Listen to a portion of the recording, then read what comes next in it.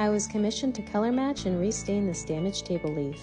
I literally just carried this huge heavy leaf into my local hardware store to hold it up to stain chips. I started by using my sander with 80 grit sandpaper. I sanded all the edges by hand. Next up, I used 120 grit, then 220 grit sandpaper to get the piece ready for stain.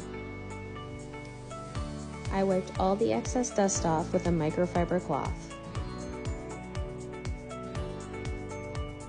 I applied the stain with an all-purpose synthetic brush.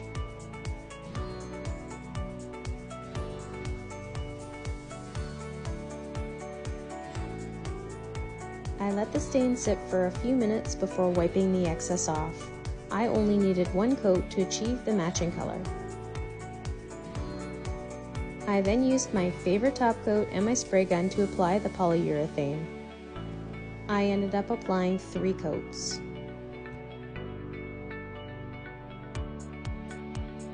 After a week of dry time, the table leaf was ready to go back home to be enjoyed. Be sure to like this video and give me a follow to see other furniture transformations.